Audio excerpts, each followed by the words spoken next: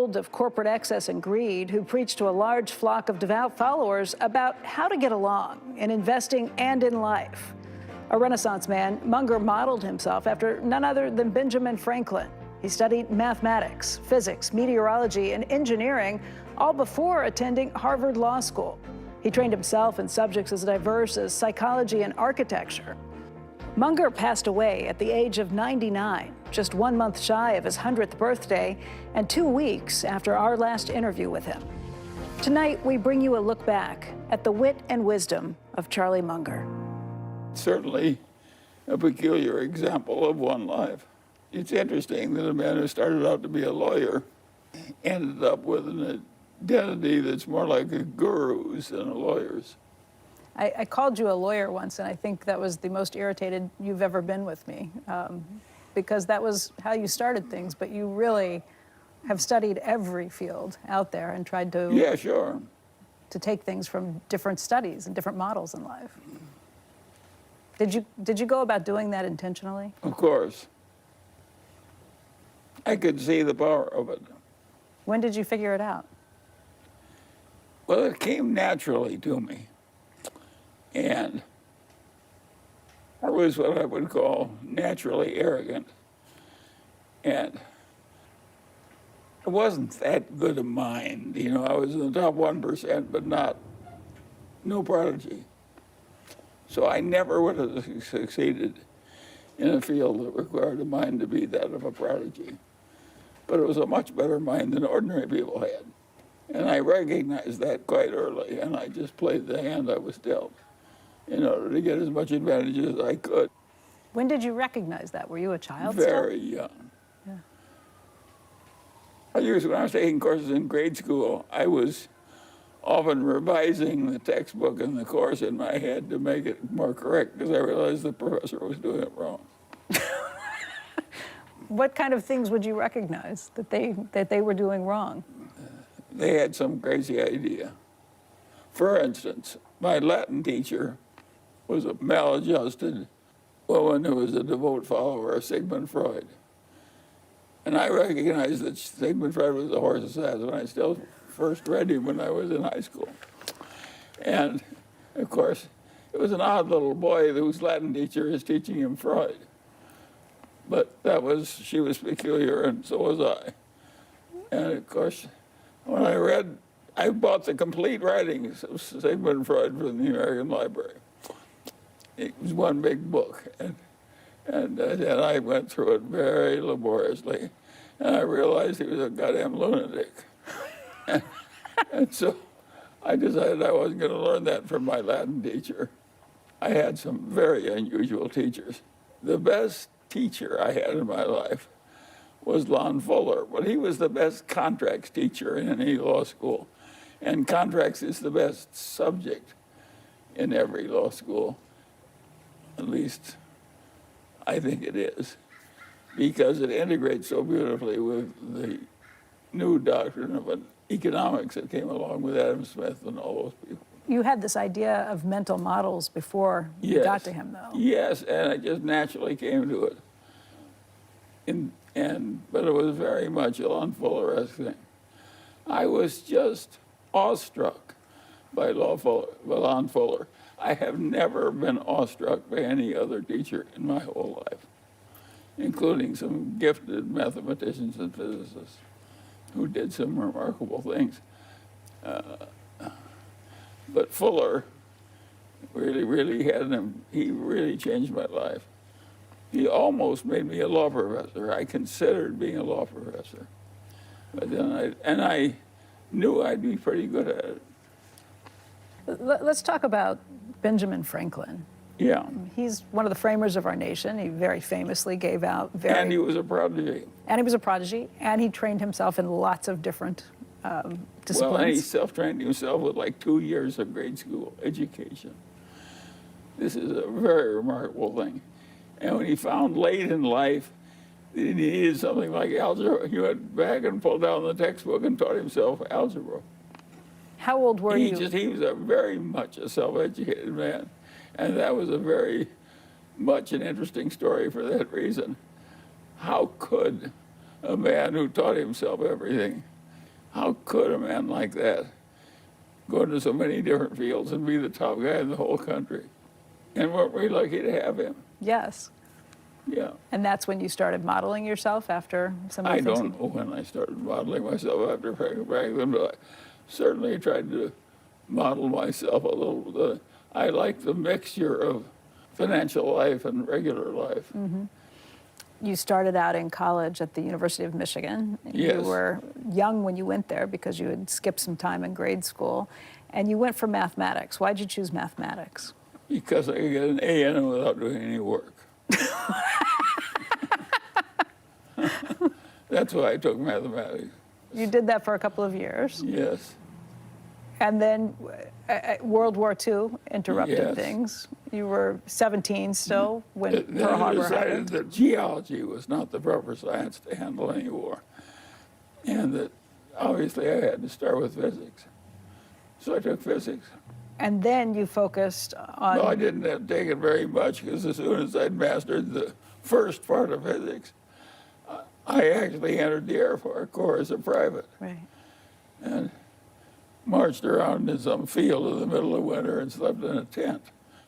So, Charlie, you were born on the first day of 1924. You have seen a century of history. And I wonder, do you ever stop? Not only that, I lived in the aftermath of a previous century of history.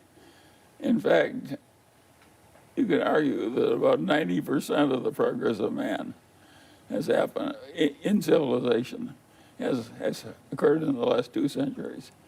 And that I lived in the immediate aftermath of one. In that century, we figured out so very, very much that was quite important as a start. If you stop to think about the technical revolution, it happened in that century.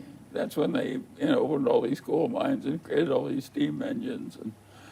And of course, that's what brought the economic system up. So man had enough leisure, had enough time to think when he wasn't just getting enough food to eat. So it was an amazing time to be born. And to be born in the place in that century where all the growth was going to occur. And then you come along, and I'm 1924... immediate after that. My father grew up in a world where if you wanted to go around Lincoln, Nebraska, he had to use a horse and buggy. There was no car. There was no broadcasting. It was a very different world. And what's happened over the last 100 years has been pretty remarkable, too. Yes, then the 100 years I've lived has been even more remarkable. That's pretty much all of modern biology, modern medicine, and modern industrial civilization, modern chemistry. Just imagine what the world would be like. We had photographs for 100 years before we had modern chemistry. But no, it was done by a guy who was a natural, very good chemist. And he created a mighty company, a great growth stock and so forth. And it finally wiped out the shareholders in bankruptcy. Eastman Kodak. Yes, Eastman Kodak. Yeah. Which is an amazing story that could happen. And of course, it helped me because if somebody is brilliant as old Eastman, and somebody who hired as many brilliant people as old Eastman did, could take the company into bankruptcy, I figured that lesser people could easily take big companies into bankruptcy eventually, in spite of their best efforts. What's the lesson you took out? Well, it was going to be very difficult to be excellent enough at anything to make any money. That's the lesson I took out of it. Part of the advice that you give people in life is pretty basic stuff, but if you follow it, it's really excellent advice. I think your first one is have low expectations. The second one is have a good sense of humor. And the third one is surround yourself with love of friends and family, obviously. Yeah, sure. I have a hard time thinking of a time when you set your expectations low, though. Yeah, well, I did. How so? Well, let me give you an example. Here I am, little boy growing up in Omaha, and my father, one of my father's best friends living 2 blocks away, And he has two sons, and I'm right in the middle of the age of his two sons. And Eddie Davis Jr. is sort of a mechanical genius. He can take anything apart quickly and put it right together and perfectly. And he also reads books all the time, and that's probably all he ever does is sit around reading books. He's a very bookish little genius with vast mechanical ability. And Eddie Davis Sr., his father, was the son of the leading mathematics professor at the University of Nebraska. And he didn't have any money. In those days, he had a huge family. He could do anything. He saw things in 3 dimensions. And it was quite obvious that anything that required mechanical ability, I would not be as good as the two Davises. You know, I just, no amount of effort or work was ever going to do it, make me into a fly caster like Dr. Davis was or anything else. I just didn't have that kind of ability. And so I decided to stay the hell out of businesses where I would compete with people like Eddie Davis Jr. and Eddie Davis Sr. in their strong suit. Knowing your competencies. Knowing your circle of competency, right? Yeah. And that kept me away from those businesses, totally. But I'm not all that pleased. I could have done a lot better if I'd been a little smarter, a little quicker. What are you talking about? You've had success in everything you've done in life. What would you like to do differently? I might have had multiple trillions instead of multiple billions. Do you sit around thinking about this? What would you have done differently? Yes, I think a lot about what I nearly missed by being just not quite smart enough or hardworking enough. Coming up. Avoid. What would you have changed if you could go back? I would be the richest man on earth. Well, what did you miss? What was there? Something where you zigged where you could have started earlier, for one thing, and I would have compounded longer, and I would have compounded better. So saved even more. And of course, I would have ended up richer. I was going to live to be 100 years old, and I constantly am aware of the facts that I basically screwed up. Given the hand I dealt, I could have done a lot better. Quite easily done a lot better. But you are not somebody who spends a lot of money on yourself. We're sitting here in a beautiful house, but this is a house that you lived in for 70 years. I know. You could have moved and spent more. Warren's lived in his house for about 60 years. Yeah. We're similar. But you see, we're both smart enough to have watched our friends who got rich build these really fancy houses. And I would say in practically every case, they make the person less happy, not happier. How so? Having a basic house really helps you. Having a really fancy house that's good for entertaining 100 people at once is a very expensive thing to do, and it doesn't do you that much good. I think one of the things you've said along the years, at least this is what I've been told, is that it's not staying rich that's difficult, it's staying sane. Yeah, of course. I mean, that's a lot of your life. A lot of your life and advice is avoiding traps. Invert, and try and figure out where you don't want to be. Yes, and then avoid it. Yes, of course.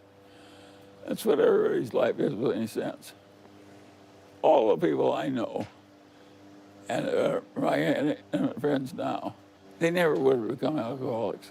It was too dangerous. They don't get near it if it takes that many fine people into deep trouble. And I noticed as I got older and older that all the people that had very early heart trouble, the males that had very early heart trouble, had one thing in common. They all smoked a lot of cigarettes. So I could see that coming fairly early. And it's rather interesting. I tried to learn to smoke so I could be a cool kid like the other kids in high school. I tried to ruin my life, but it nauseated me. And so I said, the hell with this. People have lured me into a goddamn thing. You gotta get nauseated by learning to do it. And I said, I'm not interested enough in going through a lot of nausea that I want to smoke, so I just didn't smoke. Now, you did drink from time to time, right? Yeah, sure, but I didn't.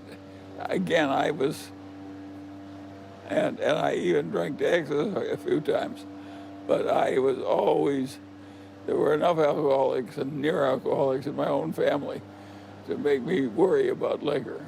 And so I was always very cautious about drinking liquor. Now, I did occasionally get drunk and throw up, That gave me the nausea, which enabled me to give up liquor.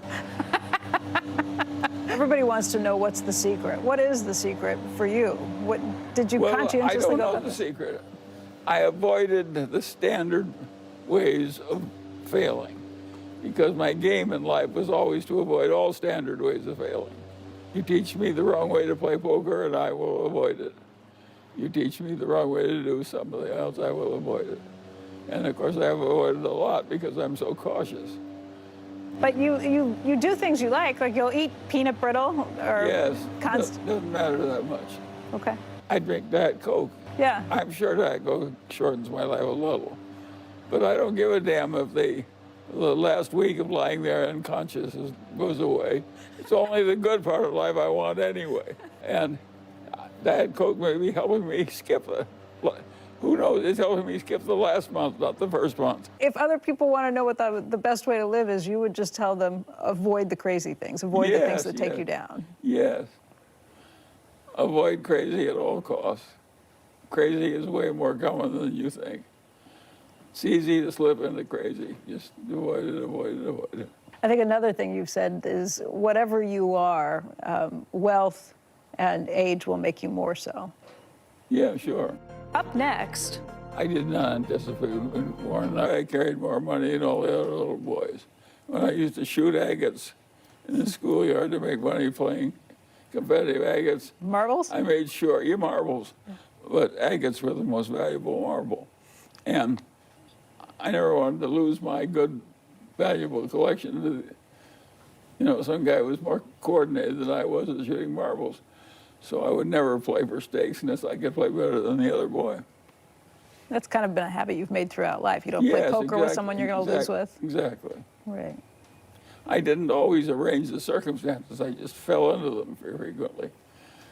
But I got to play with competitors who were dumbcoffs.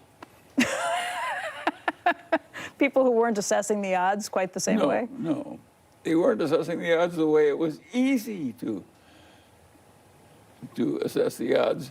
If you learned, if you paid attention when the teacher was teaching you permutations and combinations.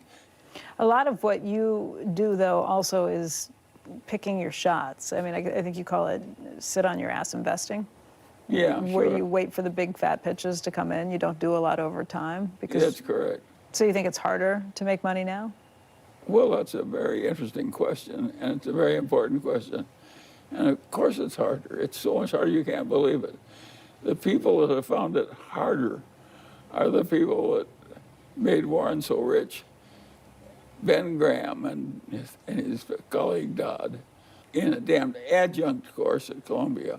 What Ben Graham did that was so interesting is that he taught that you should find a few good things and stay with them for a very long time. But a long time to him was a few years. It wasn't a few decades. And he did that for like 40 or 50 years in a little investment partnership with incentives and so on. And his investors, who were by and large not very rich, did very well with him. After he got his share, they got a good cut that was higher than what other people got after fees. So he delivered a valuable product. It could be a lousy business, but they were cheap enough. They're still all right if they had enough assets per share. So you're getting at least twice as many assets as you were paying for. And he just floated around for the best available stuff among companies, good and bad. Yeah. That was his system. And he had worked for 50 years. His clients had good returns. Well, after he became so famous, partly with the help of Warren Buffett and Warren Buffett's success, everybody tried to do the same thing. And of course, as everybody crowded in, trying to be a little Ben Graham, it got more and more competitive. And that's what's happened now.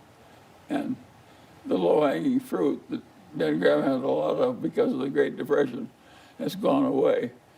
And if you just try and float from one undervalued bad business into another and pay all the costs and so forth, it just doesn't work well enough for the people that actually put up the money to be worth bothering with. That's the way it works now. But in Graham's time, it was the best way there was. Well, your upgrade on that was to just look for good businesses. I saw immediately the grammar was wrong.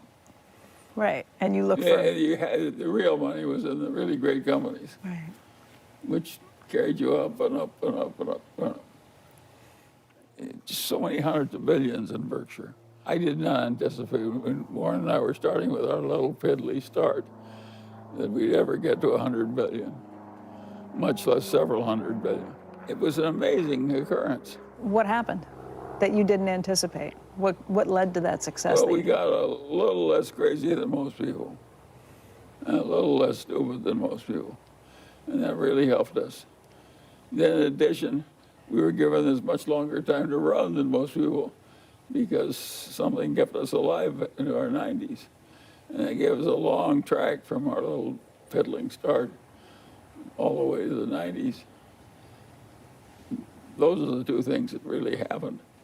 And of course, we wised up over time. We got into better and better companies, and we understood more and more of the bad things that could happen to you and how easy they could creep in. And we avoided them even more assiduously when we were old than we did when we were young. And it all worked. I think back in 2015, for the 50th anniversary of Berkshire, you wrote in the shareholders letter, you had a $60 billion pile of cash at that point. You thought that that pile of cash would decline over time because you'd be able to buy more and more things. Now you've got almost $160 billion in cash. Is there an opportunity for a really big purchase with that? And do you think you'll see one? Well, of course, there's an opportunity for a purchase a lot bigger that people can make who don't have 160. We have $160 billion in cash, plus a great credit rating we deserve. And who in the hell has that? Not very many. But what it's going to be, I can't tell you, because it doesn't matter how good it is. We're of a size now, or too small just doesn't move the needle very much. So we need something big to come along and use up all our cash and some borrowing. But who's more likely to find something than a guy who has 160 billion in cash, plus a long history of buying bargains? I don't think it's hopeless. It may have to be done by some different people. You know that the next time we may not be able just to squeeze a little more lemon juice out of the old lemons. We may be able to, we may have to squeeze some new lemons, meaning new people may have to make the decisions.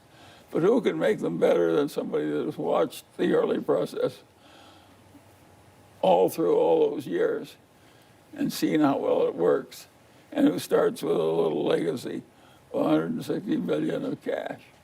So you're talking about Greg Abel, Ajit Jain. Yes, Ted and Todd. Or somebody not yet identified. Yeah. The main trick that Berkshire shows is the power of what I call the Wooden effect. And Wooden was the most famous basketball coach of a whole era. And you figure out what the hell he really did, which of course somebody like Warren and me, we just automatically do it. He concentrated about 90% of the playing time in 7 players, and everybody else was just a sparring partner for the people.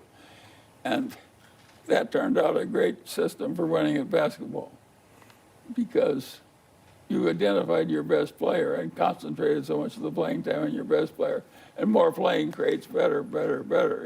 So he concentrated all his playing time on his best players. Simple idea. That's what Berkshire did. You talked about some of the joy you found with some of the investments Berkshire's made along the way. I think Washington Post was a great one. Well, of course, who doesn't like to happily enjoy extreme success accumulated with people who are extremely admirable? That's what Warren and I have gotten to do. Well, of course, that's a lot of fun. What was interesting about Berkshire's history is what turned the first $300 million of Berkshire net worth into the first $3 billion of Berkshire net worth. What was it? And it was blue chip, stamps, and See's Candy, and the Buffalo News newspaper, and the early insurance operations. under Ajit Jain when he came to us. And so it just, everything worked at once. And we made these unholy profits out of these fiddling businesses that weren't that good. And it was a very remarkable thing. And there was some luck involved. Warren has said that his worst trade ever was buying Berkshire Hathaway itself, the mills. Yeah, sure. What was your worst trade? Well, my worst trade was buying a block for the Munger family in Alibaba, which is a pretty good company, but I think it got overhyped. And Jack Ma made mistakes in dealing with the Chinese government. I had some everybody has some bad ones. Yeah. You have an off day. The greatest tennis player goes out there someday to the center court and has a bad day. It happens. I think people learn more from their mistakes sometimes than Yeah, and their successes. bad days even. Yeah. Yes. Yeah. But what really is knowing you can have a very bad day. Do not live your life in such a fashion that a bad day can kill you. Which means what when it comes to investing? Making sure you don't use leverage? Well, they aim for the fences. It's like a hitter at baseball who tries to hit a home run on every pitch. The great home hitters do not remotely swing at every pitch. They wait for one that they can really handle. And that's what great stock pickers do too. Still ahead. Only get Charlie, let's talk a little bit about bureaucracies, because you have duly noted the problems with bureaucracies, whether it be a big company, whether it be the government. have I ever? Right. So how would you fix some of the bloated bureaucracies out there? Let's start with the federal government. That comes in my too hard pile. I can't tell you how to do that. That would be really hard, because you got the problem of A, figuring it out, and B, getting it done. And to solve both those problems are really, it's like picking the high pick on Everest and saying, I'll waltz up there in a day, you know. You aren't going to waltz up there. It takes several days to do. There was a presidential candidate who recently said that his solution for that would just be to fire everybody in the federal government whose Social Security number ends with an odd number. Does that sound like a good way to fix it? No. It does not. It's too arbitrary. It may be that you need some bigger fix than that. And it may be you're never going to get it, too. It may be that it's just something like old age that we're never going to get rid of. But you are still a believer in the need for a government. Of course. If you get right down to it, what I am is a lover of the progress of civilization. That turns me on. Oddly enough, the man whose name I bear, my father's father and my father's mother, both thought exactly the same way. And the great moral book, they took me to church. But when they really wanted to teach me something which turned them on, it was the legend of Robinson Crusoe, created by Daniel Defoe. And of course, it was good for me. And of course, I never got over it. I'm still following Robinson Crusoe's method of going at life. That's what I did. I imitated Robinson Crusoe. Then I was lucky with my ancestors on the other side of the family. I am very good at learning things from dead people. That's what everybody should learn. And so I had one grandfather on the other side whose life never overlapped mine. But Grandfather Ingham just talked endlessly about the end of days. Now he'd surmounted all these hardships. And he says, it looks pretty easy looking back at retrospect, but it was damn hard, I want you to know.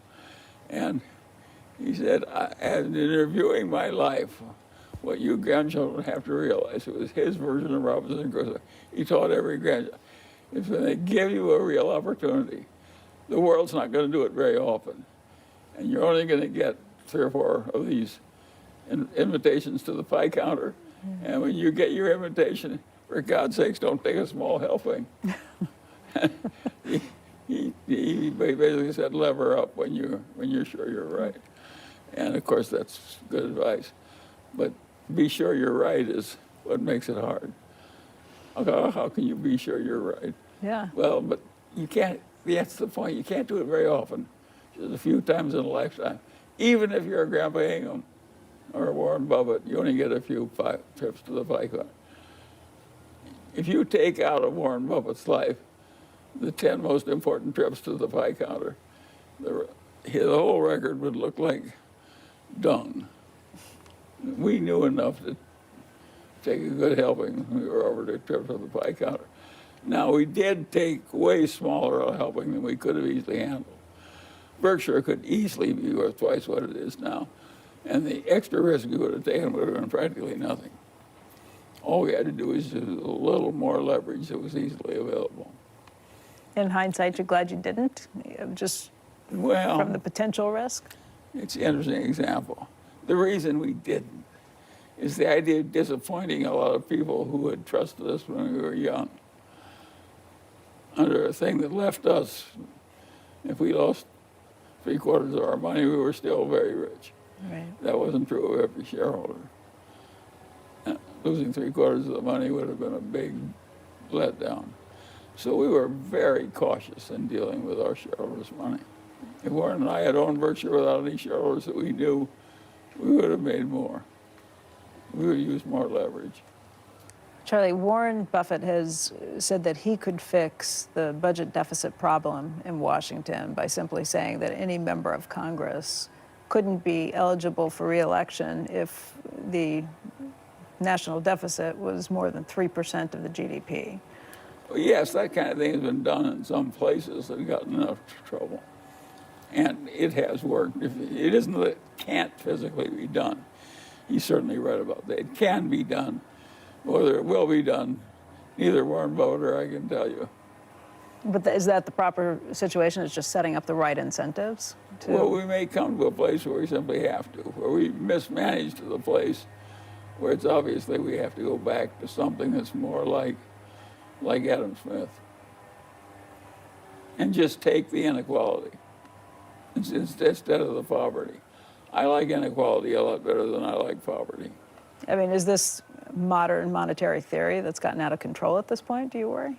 Of course, modern monetary theory was that a level of indebtedness, which in the past would have happened only during a war, can now be routinely created to avoid any kind of unpleasantness from some families getting squeezed by hardship at the very bottom of the economic order. I'm not sure the whole damn system works when some families aren't being squeezed at the bottom of the economic order. That may be our path to civilization, and maybe the only one we've got. In that case, we just have to be financially responsible whether it feels good or not, even whether it works well or not on a temporary basis. And maybe we just have to do it. In thinking about age, a lot of companies are getting rid of mandatory retirement ages. Boards are getting rid of a lot of the mandatory retirements. But there are questions right now about whether Joe Biden or Donald Trump are too old to be president at 81 and 77 years old. Well, it may be true that everyone in America is too old to be president. It may be just too hard a job the way things have worked out. Maybe it's just a hand too tough to play. Maybe you're not going to be allowed to play it out. We don't know. You mean the age factor, or No, I'm talking about the atomic war the factor. atomic war, just the idea of being president at all? Yeah. If you've got a big ruin of smoking country, it's not much fun being president. So that is something that really, you can say you set it aside and it's not worth worrying about, but I don't spend much time on it because I can't fix it. right. It goes into my too hard pile. Even if I had all the power, I couldn't fix it. Up next, If you soldier through, you can get through almost anything. And yeah, but not like Warren. More than half of the Munger money has already been passed to the descendants. So I've made exactly the opposite. It was a smaller amount of money, but I made exactly the opposite decision for the majority of our money. The majority of his money he gave away. And now he didn't exactly give it away. If it goes to Buffett foundations to go on for another 100 years, Is there anything left on your bucket list, anything you'd like to do? Well, that's an interesting question. I am so old and weak compared to what I was when I was 96 that I no longer want to catch a 200-pound tuna. It's just too goddamn much work. To get it in takes too much physical strength. So I don't know, I would have paid any amount to catch a 200-pound tuna when I was younger and never caught one. And now if given the opportunity, I would just decline going. I won't even go out after them. There are things you give up with time. You're pretty active. You've got a busy social schedule. You're on Zoom. You have breakfasts and lunch. Well, I lunches like it that way. Yeah. That's my idea of a proper old age for me. And I didn't plan it. It just happened. And when it happened, I welcomed it. I am very good at recognizing unfair advantages. And I got unfair advantages in old age the way I got unfair advantages in non-old age. And when they came, I just grabbed them. Boom, boom, boom. The one grab I never made was for a third wife. Too late. Why? It's a little too late. There are people for whom it's a necessity. They're so much more comfortable in marriage than they are outside it, that they really need it to be human. It's just the way they're put together. Your partnership with Nancy, your second wife. Yes, it was a 52-year-old marriage. Yeah. It's a long marriage. It is. And she got to live it all the way to 86, which is a long life. Now, there are some tough stretches, but most lives have some tough stretches. And hers came very near the end. I mean, Charlie, people probably look at you and think you're incredibly wealthy. You've had all these great opportunities and things that have happened in your life, but you've struggled too. Of course, everybody struggles. The iron rule of life is everybody struggles. I try and think back of what the toughest moments may have been and how you got through some of those. And I mean, well, we all know how to get through them. The great philosophers of realism are also the great philosophers of what I call soldiering through. If you soldier through, you can get through almost anything. And it's your only option. You can't bring back the dead, you can't cure the dying child, you can't do all kinds of things. You have to soldier through, and somehow you soldier through. If you have to walk through the streets crying for a few hours a day, it's part of soldiering through. Go ahead and cry away, but you can't quit. You can cry all right, but you can't quit. you've had time in your life when you've done that? Sure. I cried all the time when my first child died, but I knew I couldn't change the fate. In those days, the fatality with childhood leukemia was 100%. That was your son. That's Patty. gone away now. Now the cure rate is way up in the 90s, and it's an amazing development. Think of how much pleasure it's given me to watch the cure rate for leukemia. What mankind civilization did was soldier through those tough years that took away my cousin Tommy from meningitis, and took away my son Teddy from leukemia. Imagine pretty well fixing that disease for families who came into life later. It's a huge achievement. You can see why I like civilization. To me, civilization is what man has done with the last 2 centuries, and it's been a good thing to watch. Charlie, Warren Buffett told me that a long, long time ago. You told him he should live his life. He should write his obituary the way he wants it written and then live his life accordingly. Yeah, sure. I assume you've done the same thing for yourself. Well, No, I've written my obituary the way I've lived my life, and if people want to pay attention to it, it's all right with me. And if they want to ignore it, that's okay with me too. I'll be dead, but what difference will it make? It's not a bad idea. Listen, Warren and I both live in the same house for decade after decade after decade. And all our friends get rich and build better, bigger and better houses. And naturally, we both considered bigger and better houses. And I had a huge number of children, so it was justifiable even. And I still decided not to live a life where I look like the Duke of Westchester or something. I did it on purpose. Why? I didn't think it would be good for the children. That it would spoil them?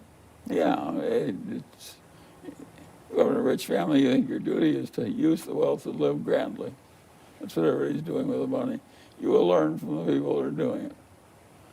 Is the plan for your life, the obituary you would write in your 30s, the same you would write today?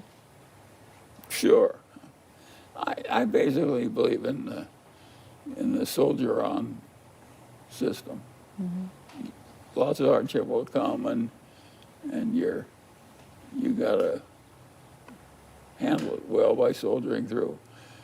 And a few rare opportunities will come. You gotta learn how to recognize them when they come, and not make too minor a trip to the pie counter when the opportunity is available. And those are simple lessons.